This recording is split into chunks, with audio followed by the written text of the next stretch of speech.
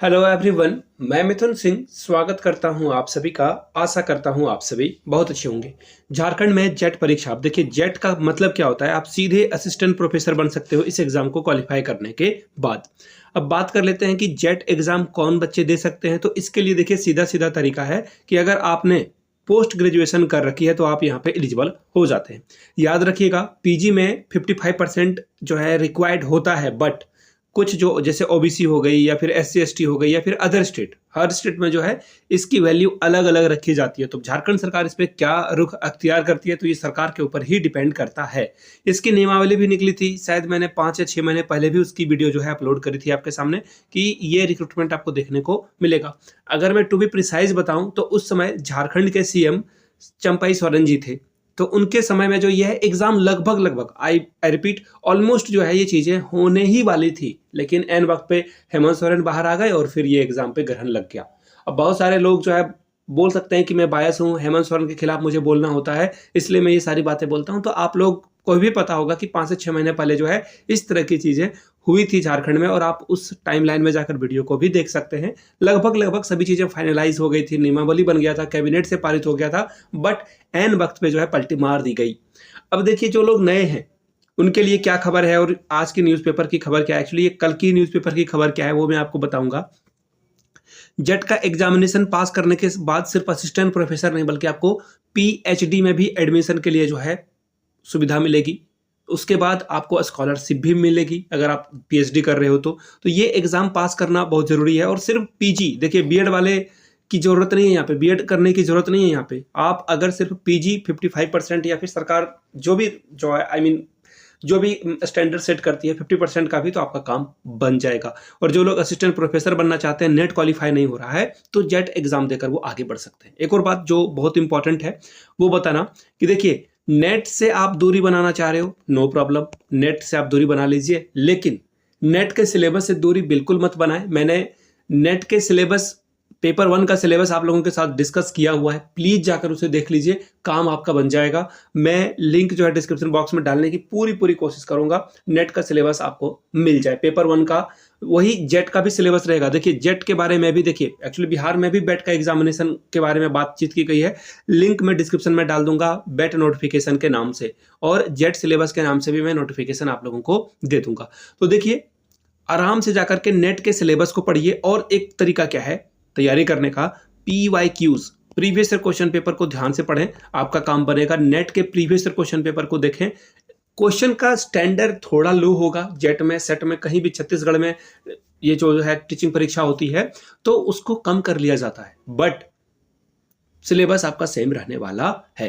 तो assistant professor बनने के लिए देखिए यहाँ पर क्या बातें हैं और क्या खबर है वो मैं आपके साथ साझा कर देता हूँ। देखिए क्या क्या इससे काम लिया जा सकता है इस एग्जाम को पास करने के बाद। तो देखिए जेट का डेट नहीं, यानी कि डेट जो है अनाउंस नहीं की गई है। जिले में प्रतिवर्ष 3 से 4 हजार विद्यार्थी मास्टर्स में जो है उत्तीर्ण हो रहे हैं।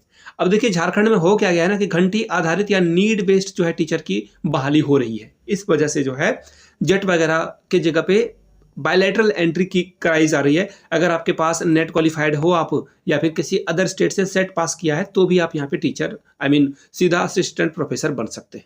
इस तरह से जो है झारखंड में पहली बार 2007 में जो है ये जेट की परीक्षा हुई थी।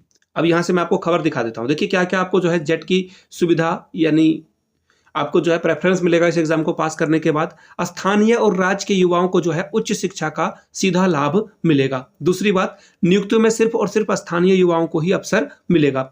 जेट पास अभ्यर्थियों को प्रति माह 25,000 रुपए मिलेंगे ताकि वो शोध कार्य व पढ़ाई को जारी रख सके। आगे देखिए, सहायक अध्यापकों की बहाली का सीधा लाभ मिलेगा। तीसरी बात, इससे युवाओं की जो है शोध कार्य में, रिसर्च जो वर्क है उसमें काम मिलेगा। इसके अलावा पीएचडी करने में भी जो है इससे मदद मिलेगी, यानी कि इससे जो है पीएचडी करने में जो है इस एग्जाम को पास करने के बाद बेनिफिट मिलेगा। अब आगे देखिए जो इंपॉर्टेंट बात है, 2007 के बाद इसको कराया नहीं गया, अब सरकार के ऊपर है। अब ये एग्जाम होगा कब, देखिए मैं आपको बता देता हूं। ये एग्जाम अब जो है आपका, इतना तो मैं गारंटी देता हूं कि ये मार्च 2000, वेट ए मिनट में इसका चेंज कर लूं कलर पहले, तब आपको दिखेगा। देखिए ये एग्जाम जो है अब जब भी होगा मार्च अप्रैल 2025 के बाद ही होगा। क्यों? क्योंकि सरकार जो ऑफलाइन सेंटर वगैरह बनाएगी उसमें एग्जाम होता हुआ आपको दिखेगा मैट्रिक और इंटर का।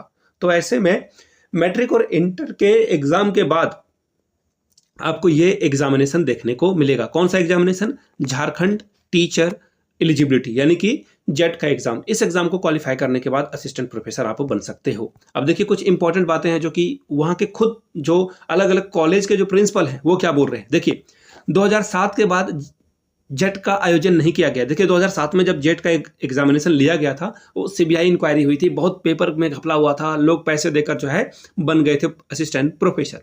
अब देखिए क्या बोला गया है, प्रतिवर्ष जो है रांची और अदर जो डिस्ट्रिक्ट है वहाँ पे हजारों युवाओं के द्वारा जो है मास्टर्स की डिग्री ली जा रही है। ऐसे में नेट का और जो पीएचडी जो है, दो ही एक ऐसे विकल्प है जहां से आप असिस्टेंट प्रोफेसर बन सकते हैं।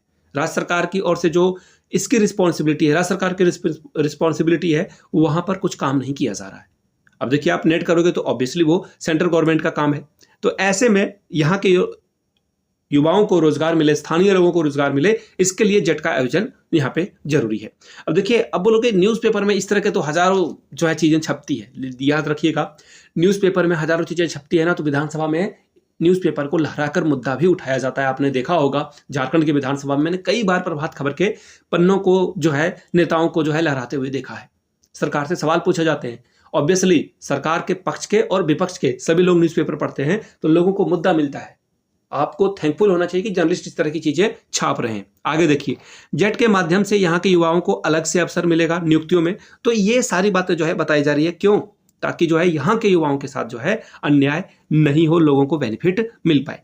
इतनी बातों का याद रखिएगा। आगे देखिए झारखंड में कुल कितनी यूनिवर्सिटी है उसका आपको जो है यहाँ पे जो है अंदाजा मिल जाएगा। रांची यूनिवर्सिटी, डॉक्टर श्यामा प्रसाद मुखर्जी, झारखंड रक्षा शक्ति यानी डिफेंस वाला जो आपका यूनिवर्सिटी है, बिरसा एग्रीकल्चर यूनिवर्सिटी रांची में, कोल्हान है, विनोबा भावे यूनिवर्सिटी है, सिद्धू कानू मुर्मू दुमका में, नीलांबर पीताम्बर पलामू में है, नेशनल लॉ कॉलेज है। इसके अलावा झारखंड टेक्निकल यूनिवर्सिटी है, विनोद बिहारी महतो यूनिवर्सिटी कोलांचल धनबाद में है। तो इस तरह के जितने भी यूनिवर्सिटी से बच्चे पास करेंगे उनको बेनिफिट मिलेगा।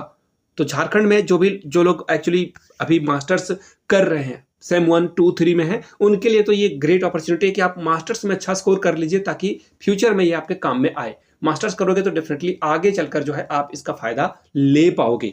तो ये बातें मैंने आपको बता दी है। किसी भी तरह की कोई भी समस्या हो, आपको डाउट अगर आपका रहता हो तो नीचे कमेंट सेक्शन में पूछ सकते हैं। और एक और बात, आप जेट का जो पेपर है वो किस सब्जेक्ट से देंगे वो आप नीचे कमेंट करके बताइएगा। जेट अगर आपका इंग्लिश से है तो इंग्लिश लिखिएगा, अगर आपका मैथ्स है तो मैथ्स लिखिएगा, अगर एजुकेशन है तो एजुकेशन लिखिएगा। ठीक है, जो लोग एमएड कर चुके हैं एमएड एजुकेशन से, वो एजुकेशन के लिए भी एग्जामिनेशन दे सकते हैं। एजुकेशन का एक अलग से पेपर होता है। तो एमएड जिन लोगों ने बीएड के बाद एमएड नहीं किया है, पीजी कर रखा है, तो एमएड भी कर लीजिए।